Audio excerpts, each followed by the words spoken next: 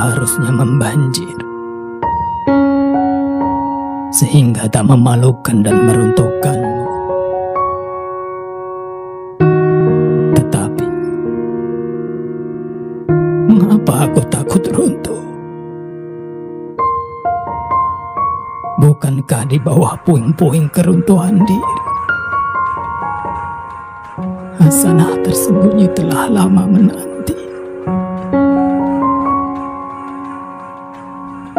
Sang pencinta yang telah tenggelam dalam roh berharap agar tenggelam lebih dalam lagi, sementara jiwanya naik turun di hempas gelombang. Masih dia sempat bertanya, di manakah yang lebih menyenangkan? Di puncak gelombang atau di dasar laut?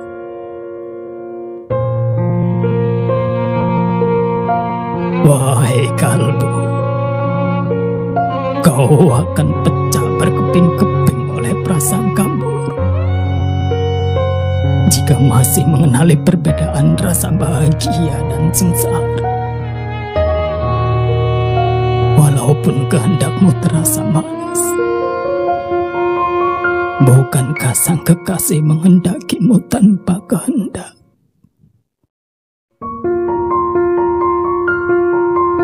Setiap bintang dari sisinya setara dengan nilai harta tebusan 100 bulan baru. Adalah haknya memotong semua urusan duniawi demi urusan darinya, agar mendapat ganjaran dan tebusannya. Bergegaslah pertaruhkan jiwa. Hidup para pecinta itu berada di alam kematian. Takkan kau dapatkan hati sang kekasih sampai dengan kau kehilangan hatimu sendiri.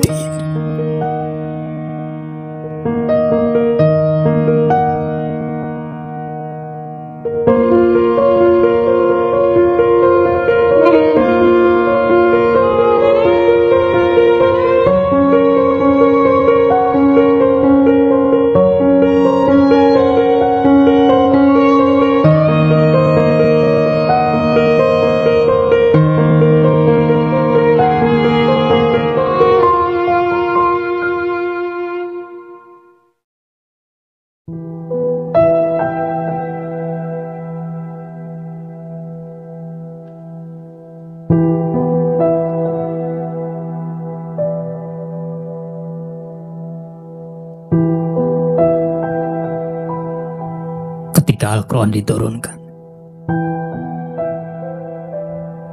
ramai kaum tak beriman mencemoohkan. Mereka mengatakan,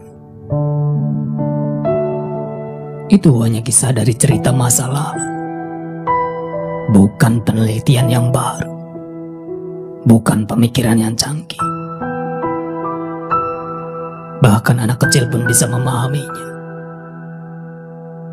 Hanya tentang hal-hal yang diperintahkan dan hal-hal yang dilarang. Kisah tentang Yusuf, tentang betapa tampannya dia. Kisah ayahnya Yakub, Zulaikha dan gairahnya. Naskah biasa saja. Semua orang dapat memahami maknanya. Tidak terdapat bagian yang membingungkan akal.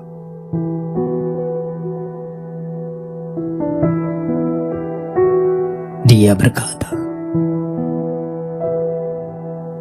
jika menurutmu mudah, buatlah satu surat saja yang semisal dan semudah Al-Quran ini. Kerahkanlah jin, manusia, dan cerdik pandai di antaramu, menandingi dengan satu ayat yang semisal.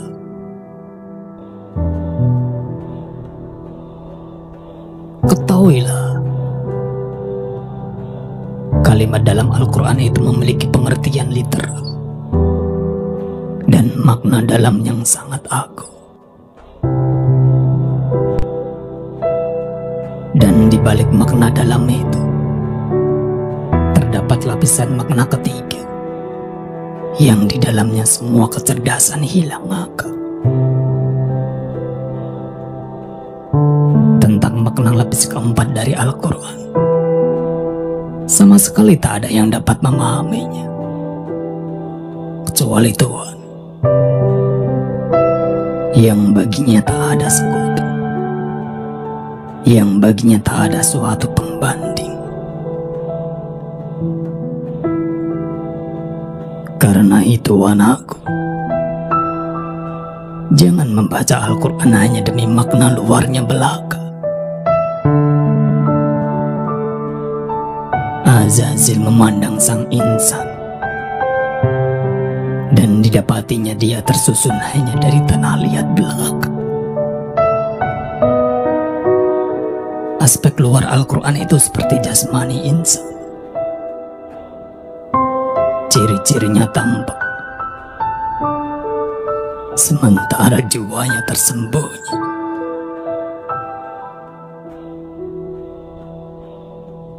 Boleh saja kau tinggal bersama sanak saudaramu selama 100 tahun, tapi tak setipis rambut pun mereka pernah mengenal jiwamu.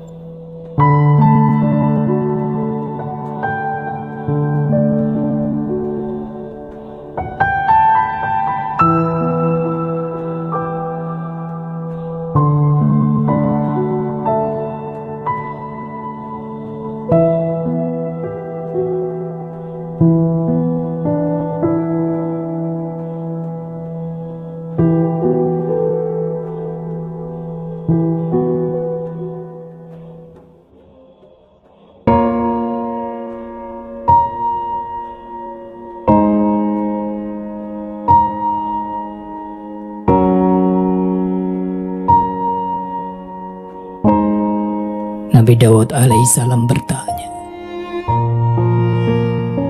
"Wahai Rob, karena engkau sedikit pun tidak membutuhkan kami, maka jelaskanlah mengapa engkau ciptakan kedua alam." Rob menjawab, "Wahai insan, aku adalah sebuah khasanah tersembunyi. Ku cinta jika khasanah kasih sayang dan kepemurahan diungkapkan. Ku tampilkan sebuah cermin. Bagian mukanya adalah kalbu, bagian belakangnya adalah alam dunia. Jika bagian mukanya tak engkau ketahui, maka bagian belakangnya tampak lebih baik.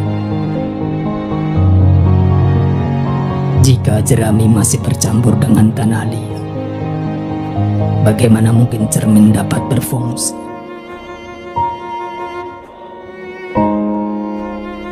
Ketika engkau pisahkan jerami dari tanah liat, cermin menjadi jernih. Buah anggur tidak berubah menjadi minuman seandainya tidak diragikan di dalam guci. Jika ingin kalbumu tumbuh cemerlang, perlu engkau lakukan sedikit upaya.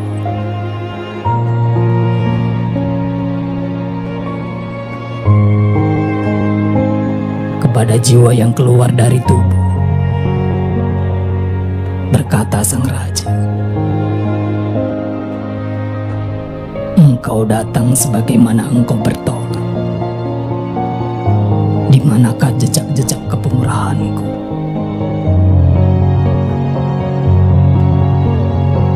Teka-teki termasuk alkami, bagaimana mengubah tembaga menjadi emas.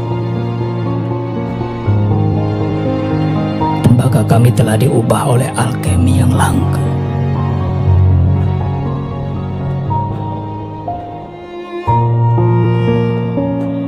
Dari kepemurahan Tuhan, matahari ini tidak inginkan mahkota atau jubah. Dia sudah menutupi kepala 100 lelaki gundul dan menyelimuti puluhan orang telanjang.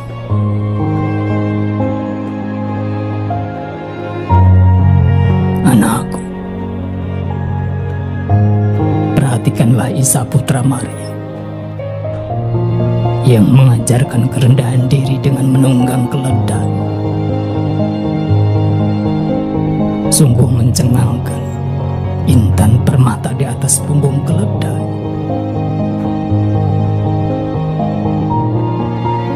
Wahai roh, pimpinlah pencarian dan teruslah mengalir mencari bagaikan arus air.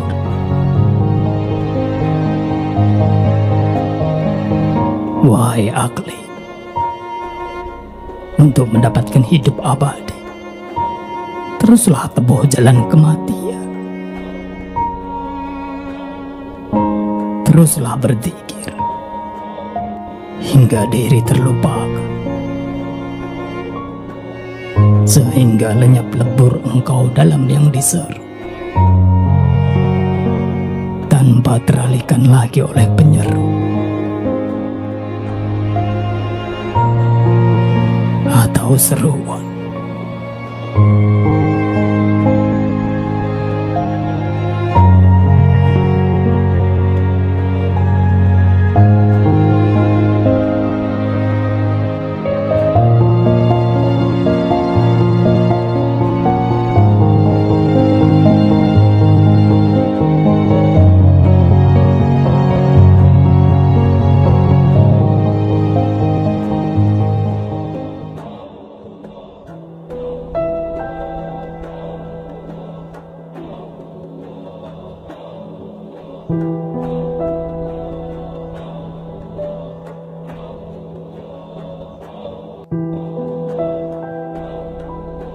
Setiap saat dari berbagai arah, himbauan sang kekasih menyeru, ke aljana seyogianya kita menuju. Tak elok jika ke alam dunia ini hanya untuk berjalan-jalan.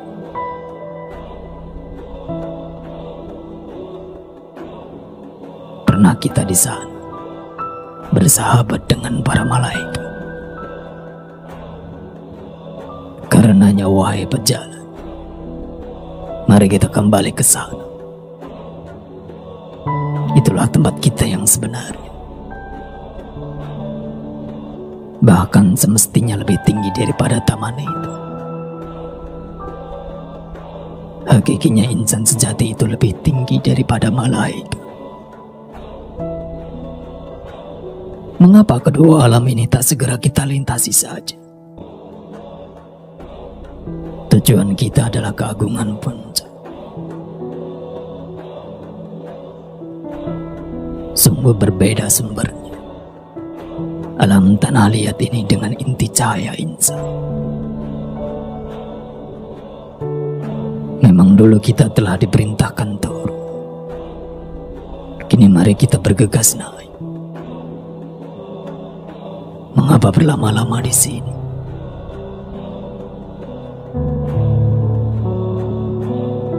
Segarnya keberuntungan adalah sahabat kita. Berserah diri adalah keahlian kita. Pemandu kafilah kita adalah Mustafa, kecintaan alam semesta. Manis harumnya hembusan ini bersumber dari ikal rambutnya. Jernihnya ilham ini bersumber dari pipinya yang bagaikan demi waktu doa. Karena kilau pipinya, rembulan terbelah, malu menatapnya. Sungguh beruntung rembulan itu menjadi sosok pengemis yang merendah,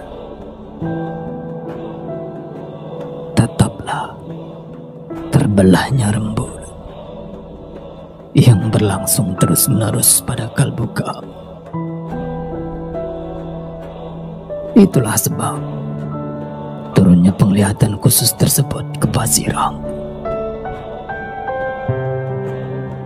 Ketika dulu datang seru, bukankah demikian?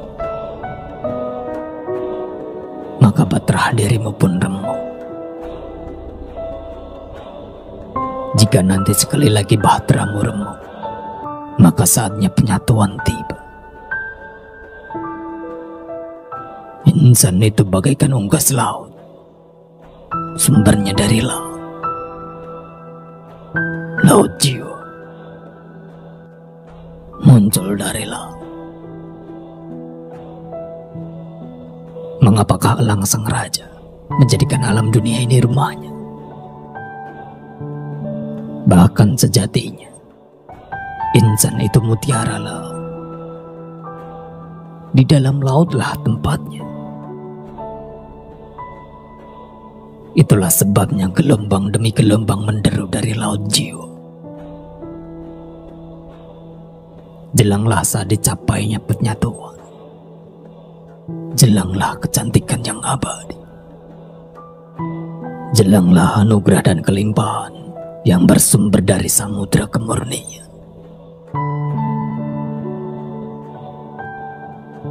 Gemuruh kelimpahan telah muncul. Gelegar dari laut telah tiba. Fajar perahmatan telah menyingsing. Bukan cahaya bagi biasa, melainkan cahaya rahmatnya. Siapa sebenarnya sosok kasat mata ini? Siapa sebenarnya pangeran dan bangsawan itu? Siapa sebenarnya ahli hikmah tua itu? Mereka semua adalah hijab. Dan obat dari bermacam-macam hijab adalah lebur, musnah. Pancuran sumber kekeringan ini berada di dalam kepala dan di dalam matamu sendiri. Sebenarnya kau memiliki dua buah kepala. Kepala yang terbuat dari tanah liat telah kau pahami. Yang kedua adalah kepala sejati. Dari langit sumbernya. Kepala sejati sebagian besar manusia tersembunyi, berserakan di balik tanah liat. Mestilah suatu hari kau pahami, kepala yang pertama bergantung kepada kepalamu yang sejati. Kepala yang sejati tersembunyi, dan yang tampak ini hanyalah bayangannya. Ketahuilah, di balik alam dunia ini terdapat semesta tak terbatas. Satukan dirimu.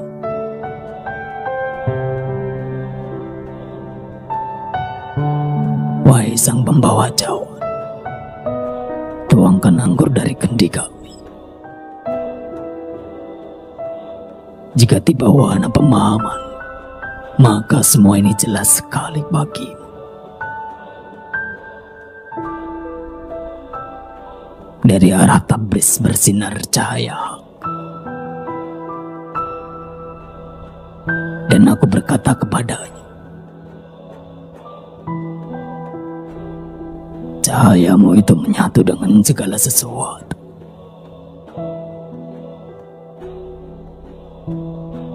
Sekaligus ia terpisah dari mereka semua.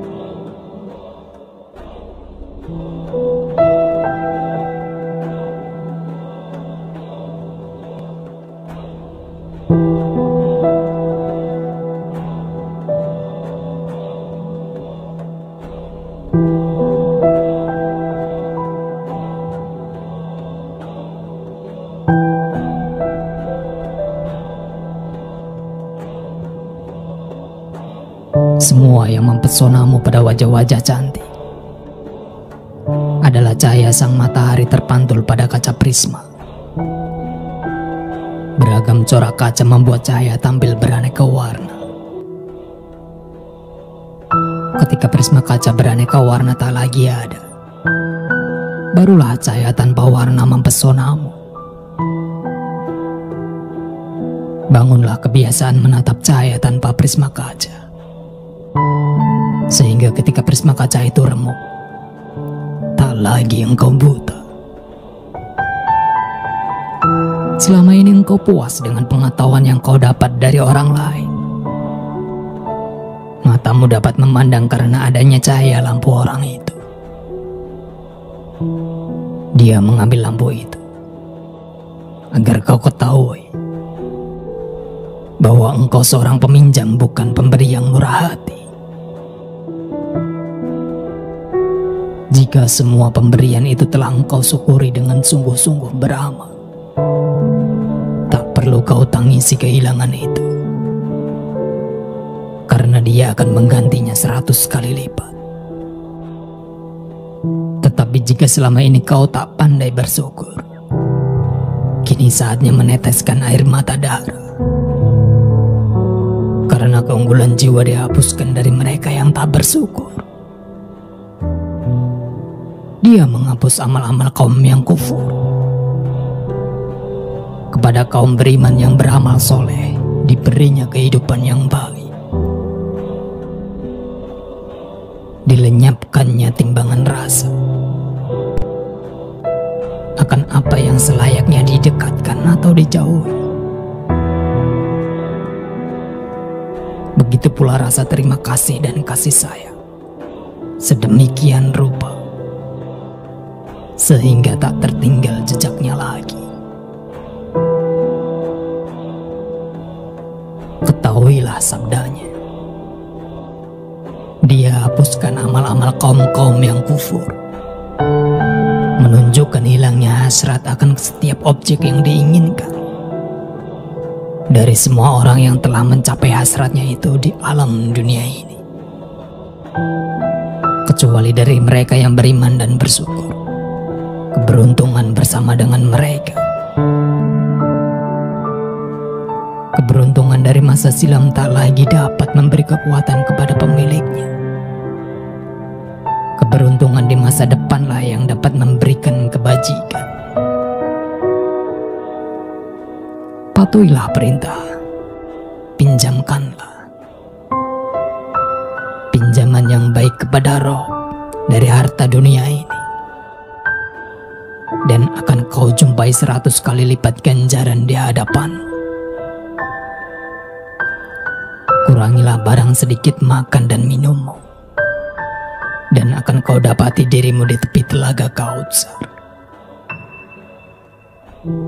Tidaklah mungkin orang-orang yang memberi minum di bumi ini karena keimanannya ditinggalkan oleh keberuntungan. Rob mengembirakan hati mereka karena dia akan memberikan kehidupan yang baik. Dia akan membalikkan apa-apa yang dulu mereka senangi setelah kematian mereka. Dia bersabda, "Wahai maut, telah kau musnahkan dunia mereka. Kini kembalikanlah apa-apa yang telah kau ambil dari kaum yang pandai bersyukur itu." Sang maut ingin mengembalikan itu semua, tapi mereka tak mau menerimanya kembali, karena mereka telah dianugerahi kebangkitan kehidupan jiwa. Mereka berkata, "Kami kaum yang bertaubat. Telah kami lepaskan jubah kehidupan ragawi kami. Takkan kami ambil kembali apa-apa yang telah kami korbankan. Telah kami dapati ganjaran dari roh. Tak ada satupun hal duniawi yang setara dengan itu.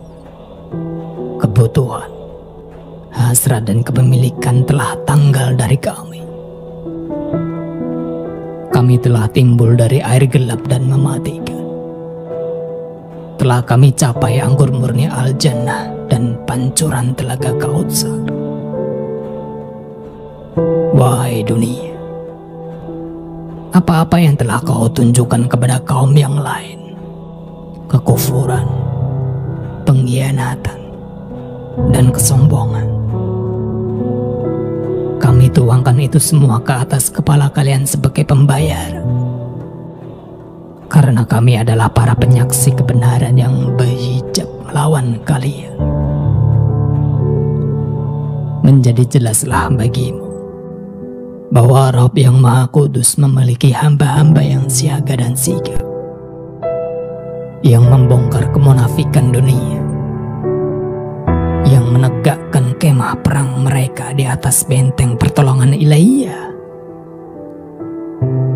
Para penyaksi itu akan kembali sebagai ksatria. Mereka yang tadinya menjadi tawanan dunia tampil meraih kemenangan. Tegak kepala mereka di semesta tak berwujud, seraya berkata, "Pandanglah kami, jika kalian tak buta sejak lahir, agar kau ketahui bahwa di semesta tak berwujud terdapat banyak matahari, yang jika dibandingkan dengan mereka, mataharimu di sini tak lebih dari satu bintang kecil." Ketahuilah sahabat, semesta berwujud ini disimpan dalam semesta tak berwujud. Sungguh mencengangkan bagaimana sesuatu itu disimpan dalam kebalikannya. Dia mengeluarkan yang hidup dari yang mati. Ketahuilah harapan dan penghambaan itu pada yang tak berwujud. Ketika menanam benih, gudang petani kosong. Tidakkah ia gembira dan bahagia ketika berharap kepada yang tak berwujud? Yaitu ketika berharap bahwa tanamannya tumbuh dari ketiadaan. Pahamilah ini, agar engkau sadari tentang kenyataan rohania. Setiap saat engkau berharap agar sesuatu datang padamu dari semesta tak berwujud, pemahaman dan persepsi rohania, kebaikan dan kebahagiaan, tak diizinkan saat ini membongkar rahasia ini lebih terang lagi. Singkatnya, semesta tak berwujud atau ketiadaan adalah bagaikan pabrik milik roh, yang dari situ terus-menerus dihasilkan pemberiannya.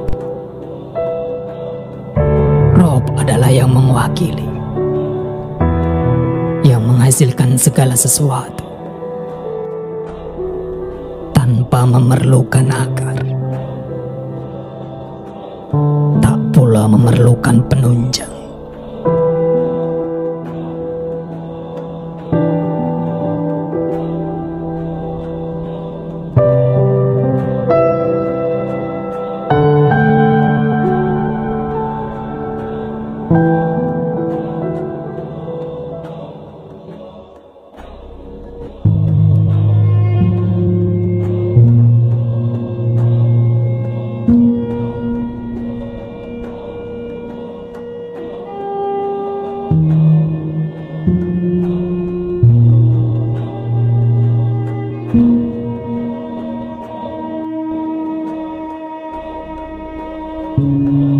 Barang siapa yang terpesona kepada kematian, dia bagaikan Yusuf yang memberikan jiwanya demi tebusan. Sebaliknya, yang menganggapnya bagaikan serigala akan berpaling dari penyelamatan. Anakku, kematian seseorang itu sesuai dengan sifat dirinya. Bagi musuh Tuhan, dia adalah musuh. Bagi waliullah, dia itu sahabat. Di mata orang Turkoman, cermin tampak terang. Di mata orang Ethiopia, cermin tampak gelap. Sesungguhnya ketakutanmu terhadap maut adalah ketakutanmu terhadap dirimu sendiri. Lihatlah dari siapa engkau sedang melarikan diri. Itu adalah keburukan darimu sendiri, bukan wajah sang maut.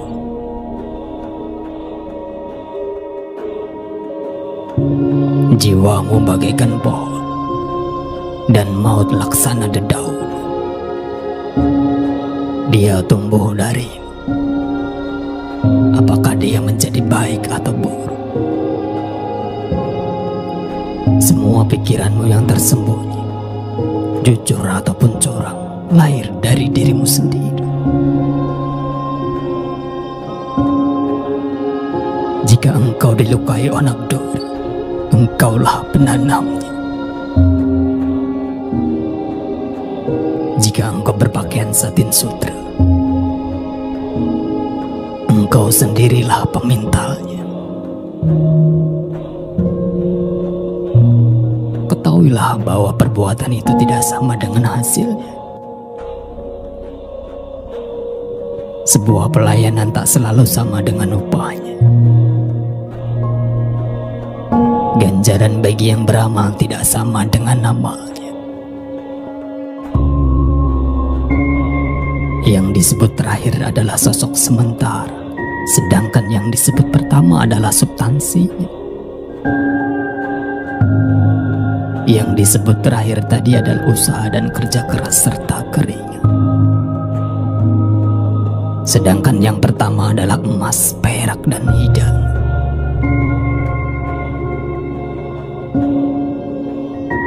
Jika pemuja di sini nampak berlutut atau bersujud, dia lembaga akan menjadi taman al-jannah.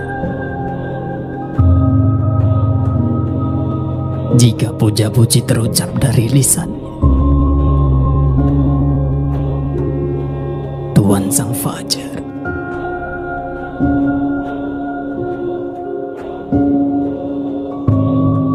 akan mengubahnya menjadi buah-buahan surga.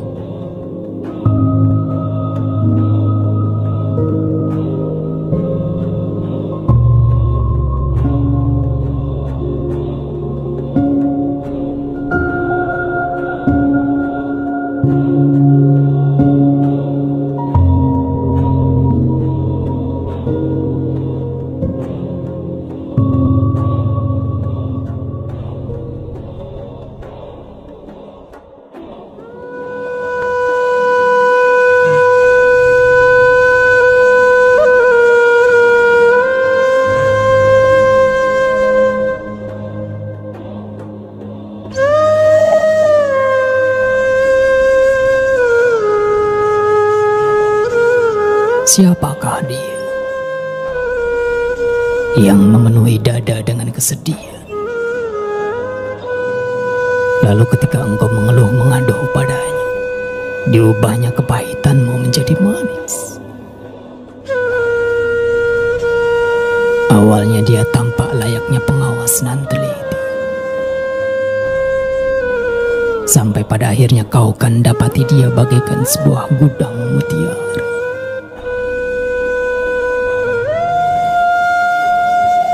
Kekasih yang maha lembut, engkaulah yang dalam sekejap mengubah keburukan menjadi kebaikan. Walau awalnya jiwa si hamba serendah setan, diubahnya jadi secantik bidadari. Sebuah pemakaman dibuatnya menjadi seindah pesta perkawinan. Dan dialah yang membuat orang yang mengetahui dan menguasai dunia terbutakan dari saat dia segumpal janin dalam rahim ibunya. Dia yang mengubah kegelapan menjadi cahaya, yang mengubah duri menjadi kelopak mawar. Dia mencabut duri dari telapak tangan dan menyediakan untukmu sebuah pembaringan yang tersusun dari mawar.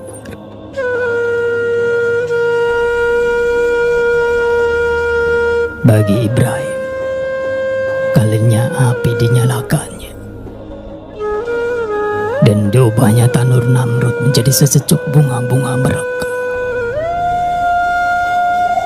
Dia limpahkan cahaya pada bintang-bintang, dan ditolongnya mereka yang tak berdaya. Dia mengganjar hambanya, bahkan memuji mereka. Dialah yang membuat dosa para pendosa berserakan bagai dedaunan dilanda angin bulan Desember. Ke telinga mereka yang menghujatnya, dilantunkannya ayat bahwa dia pengampun bagi mereka yang bertaubat. Dia berkata, "Wahai kaum yang beriman, maafkanlah orang yang tergelincir." Ketika sang hamba menegakkan sholat, dialah yang diam-diam mengaminkan. Adalah amin darinya yang membuat sang hamba merasakan bahagia dalam sholatnya. Bagaikan buatin, sisi lahiriah maupun batiniah, sang hamba menjadi manis dan menyenangkan. Rasa bahagia yang teramat mendalam ini yang menguatkan tangan dan kaki sang hamba ketika dia dilintaskan melewati kesenangan dan kemalangan. Karena rasa bahagia itu memberi kekuatan setara kedikdayaan seorang Rustam kepada tubuh seorang hamba yang rapuh. Dalam rasa bahagia ilahiyah, sang hamba bagaikan seorang Rustam. Tanpa kehadirannya, bahkan seorang Rustam terpuruk dalam liputan kepedihan. Dengan rasa bahagia inilah jiwa diangkat dan dikuatkan oleh sang wazir.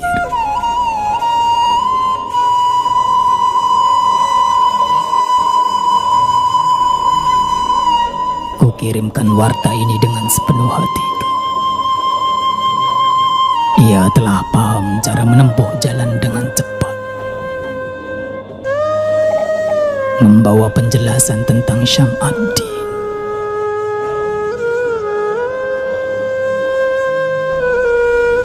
Ketabrisnya keimanan.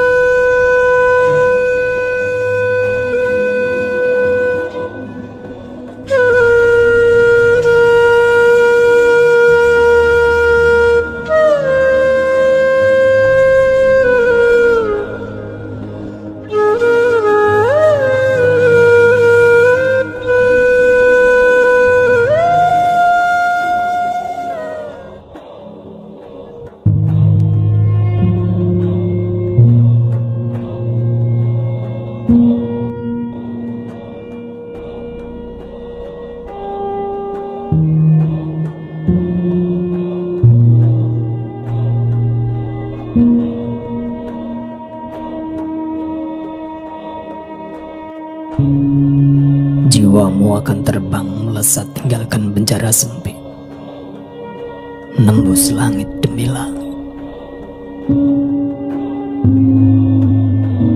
Kau masuki suatu kehidupan baru, tinggalkan hidup yang ini. Takkan pernah lagi kau merasa bosan. Jika sebelumnya kau kenakan raga yang bagaikan seragam seorang hamba sahaya, kini kau tampil sangat bergaya.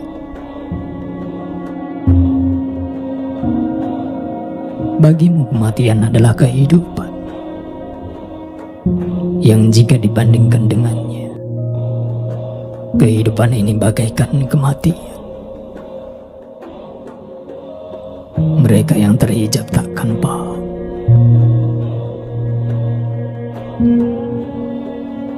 Semua jiwa yang tinggalkan raga tetaplah hidup, namun tersembunyi. Jiwa yang tersucikan itu indah, bagaikan malaikat.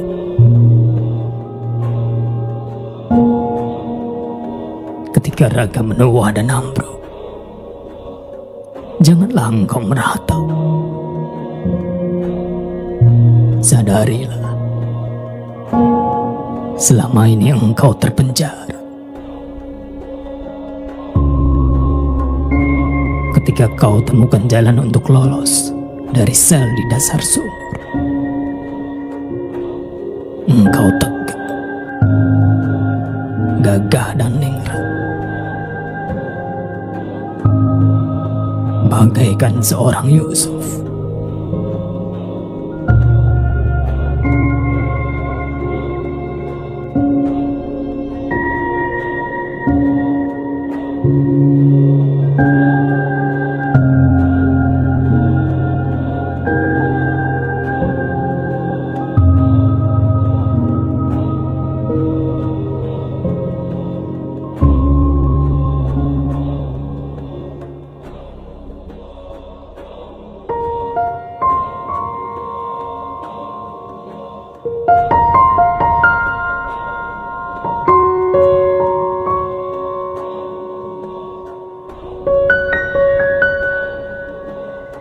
Sang Mustafa bertutur tentang permohonan neraka.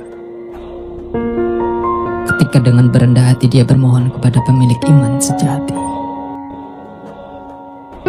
Berlalulah dengan cepat wahai sang raja, karena cahayamu telah memadamkan apiku. Jadi terang cahaya Al-Mu'min berarti padamnya api. Karena tanpa tampilnya yang berlawanan, tak mungkin sesuatu sirna. Pada hari perhitungan, api akan menjadi lawan cahaya. Karena api bersumber dari murkanya, sementara cahaya dari rahmatnya. Jika engkau ingin tinggalkan api kejahatan, tujukan air rahmat ilahiyah ke jantung api. Mereka yang bertakwa dengan hak memancarkan aliran air rahmat itu. Inti jiwa mereka yang bertakwa adalah air kehidupan. Tidak heran engkau yang berjiwa duniawi lari menjauh dari orang seperti mereka, karena engkau tersusun dari api, sementara mereka dari aliran air. Api melarikan diri dari air, karena takut nyala dan asapnya dipadamkan oleh air. Pikiran dan perasaanmu terbentuk dari api. Pikiran dan perasaan orang suci tersusun dari cahaya yang indah. Ketika percikan cahaya orang suci menetes di atas api, terdengar suara berdesis, dan lidah api menjilat dengan murka. Ketika datang saat seperti itu, katakanlah, mati dan musnahlah engkau, agar padam neraka itu, yaitu api hawa nafsumu, sehingga ia tak membakar taman mawarmu, sehingga ia tak membakar keadilan dan hasanahmu.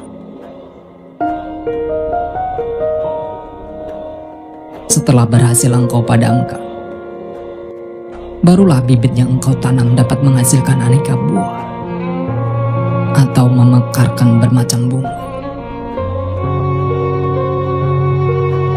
Wahai guru, tuturmu melantur. Mengapa kau tak kembali ke pokok perbincangan? Kita sedang diperlihatkan melanturnya dirimu, wahai pemendam iri dengki.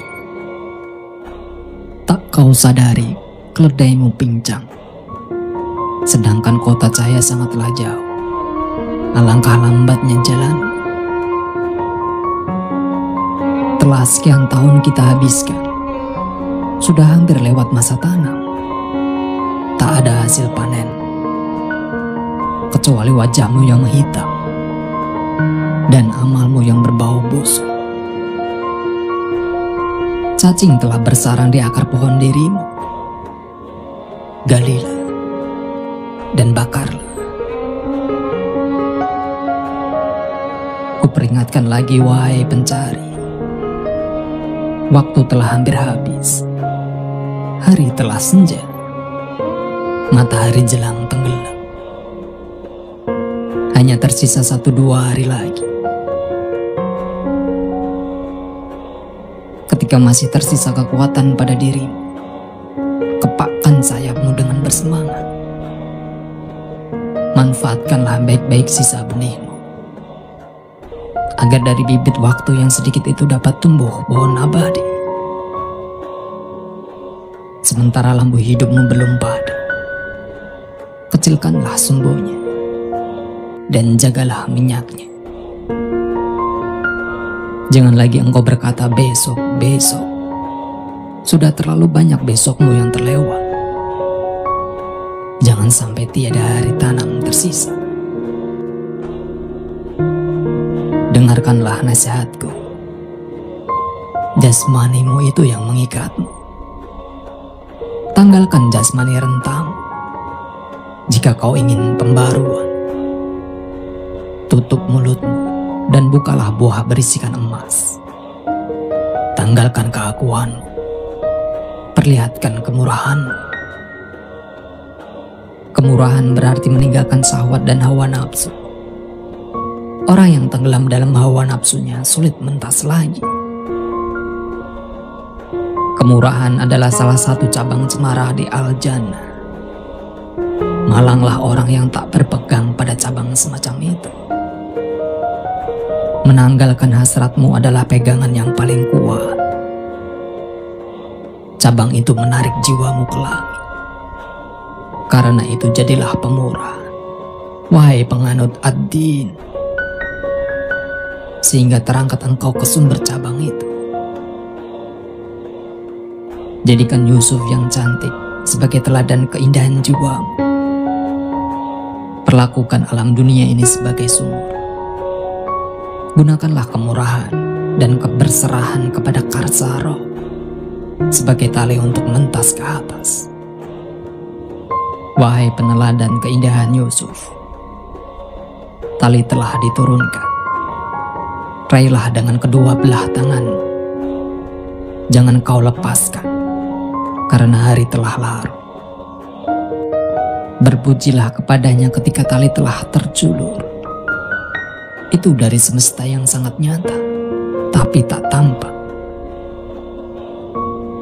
Semesta yang tampil ini sebenarnya hanya suatu wujud yang mungkin, tapi telah menjadi sangat nyata bagimu.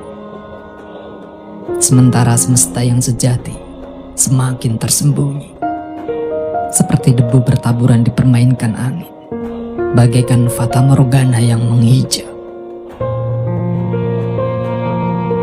Yang tampak ramai ini sejatinya hampa dan dangkal, bagai bebauan.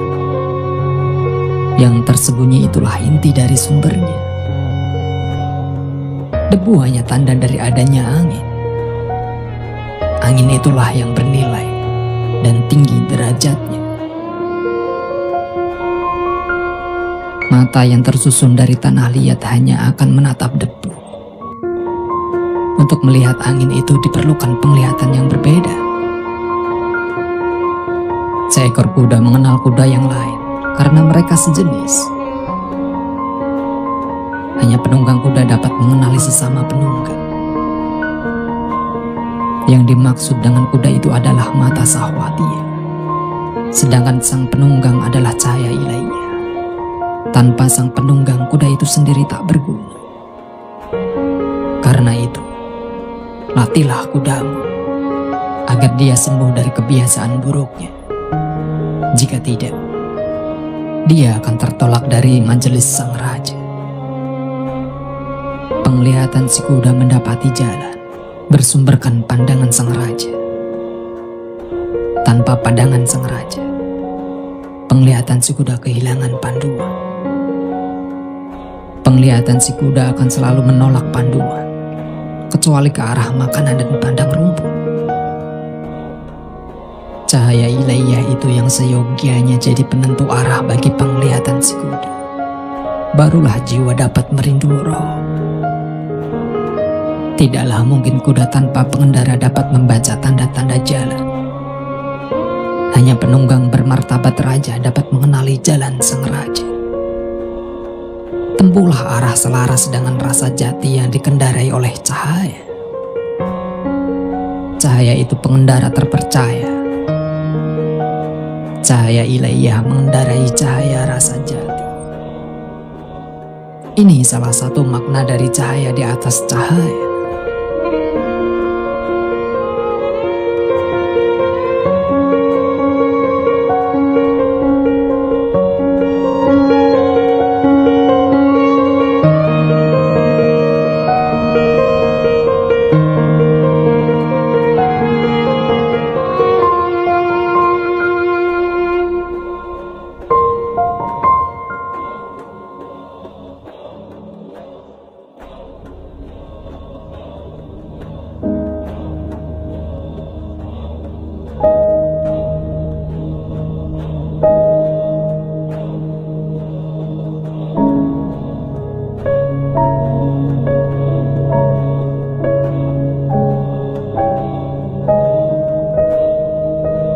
Ketika dia usung kerandaku di hari kematian, janganlah menyangka hatiku berada di alam dunia ini.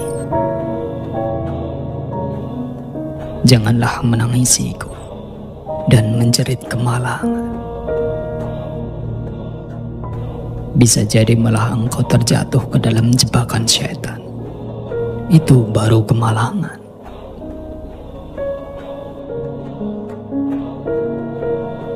Ketika engkau lihat jenazahku, janganlah engkau berseru perpisahan. Pertemuan dan penyatuan adalah milikku saat itu. Ketika engkau masukkan aku ke liang lahat, janganlah engkau ucapkan selamat tinggal. Karena kubur bagiku hanyalah selembar hijab yang menyembunyikan pelukan al-jannah.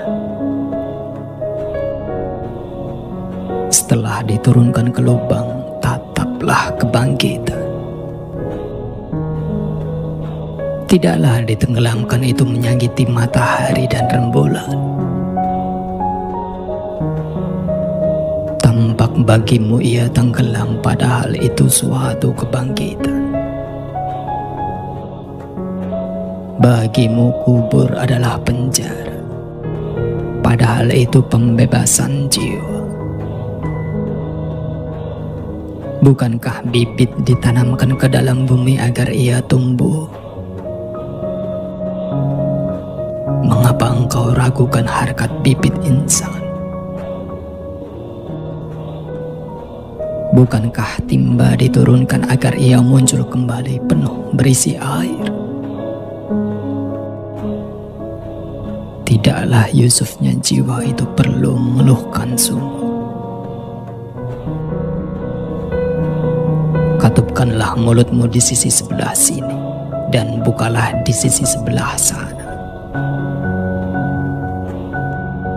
Karena di semesta tak bertempat akan berkumandang lagu kemenangan.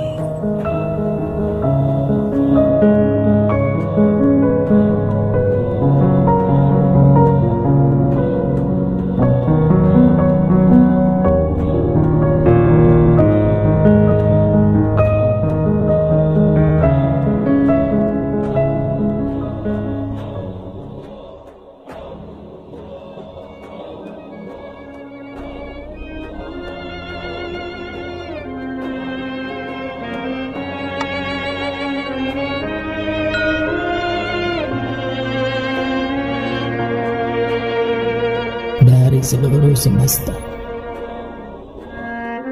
hanya engkau saja yang kupilih.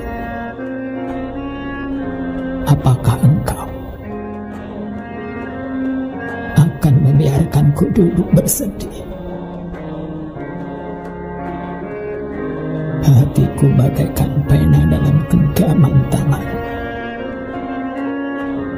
Engkaulah sebab gembiraku atau sedihku. kecuali yang engkau kehendaki. Apakah yang kumiliki kecuali yang engkau perlihatkan? Apakah yang kulihat?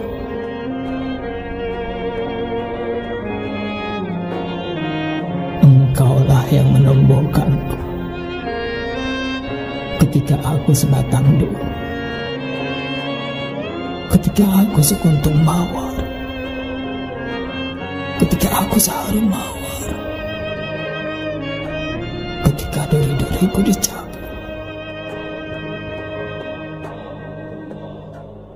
Jika engkau tetapkan aku demikian, maka demikianlah aku. Jika engkau kehendaki aku seperti ini, maka seperti inilah aku.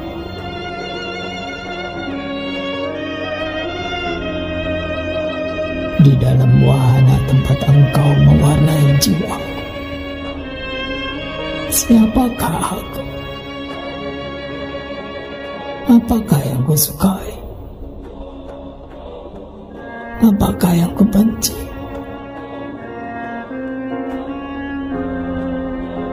Engkaulah yang awal, dan kiranya engkau akan menjadi yang akhir. Jadikanlah akhirku lebih baik daripada awalku. Ketika engkau tersembunyi, aku seorang yang kufur. Ketika engkau tampak, aku seorang yang beriman. Tak ada satupun yang kumiliki kecuali yang engkau anugerahkan. Apakah yang engkau cari dari hati dan wadahku?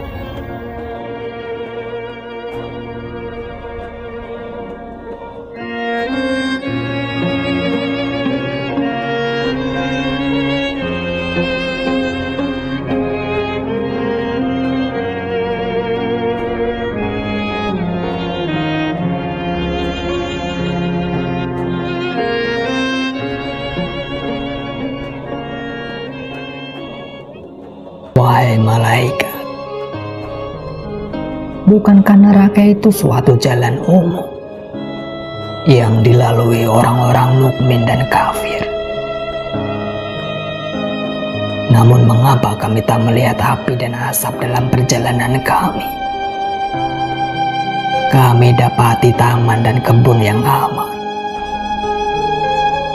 Lalu di manakah lintasan penuh bahaya yang dulu kami dengar? Maka malaikat menjawab, kebun yang terlihat ketika kalian lalui, sebenarnya itulah neraka. Namun bagi kalian tampaknya bagai taman yang indah. Karena kalian berjuang melawan hawa nafsu dan memadamkan kobaran syahwat demi Tuhan, maka ia menjadi hijau dengan kesucian dan cahaya tuntunan ke arah keyakinan yang hak. Karena kalian mengubah bara kemarahan menjadi kelembutan dan mengubah kebodohan yang kelam menjadi pengetahuan yang terang. Karena api kerakusan dalam diri kalian telah diubah menjadi kemurahan hati, dan iri dengki yang bagaikan duri telah diubah menjadi kuntum mawar. Karena telah kalian padamkan semua api itu bagi Tuhan, dan mengubah jiwamu yang semula membara menjadi subur bagai sebidang kebun yang ditanami benih kesetiaan. Di tepi sungai pada kebun itu, burung bulbul selalu bernyanyi merdu, melantunkan doa dan pujian akan Tuhan. Demikianlah telah kau dengar panggilan Tuhan, dan kau padamkan api membara dalam jiwamu sendiri. Karena itu, bagimu, neraka kami telah menjadi padang rumput hijau nan cantik, dipenuhi bunga mawar.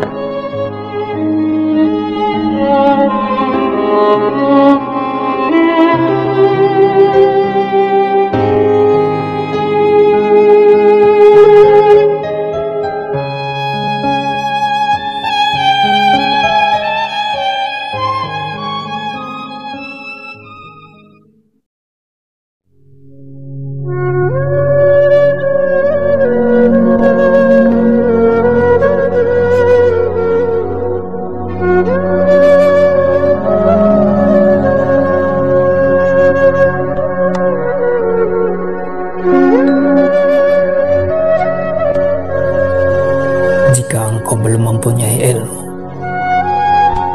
hanyalah prasangka, maka milikilah prasangka yang baik tentang Tuhan. Begitulah caranya. Jika engkau hanya mampu merangkak, maka merangkaklah kepadanya. Jika engkau belum mampu berdoa dengan khusyuk, maka tetaplah persembahkan doamu yang kering, munafik, dan tanpa keyakinan. Karena Tuhan dengan rahmat-Nya akan tetap menerima mata uang palsu.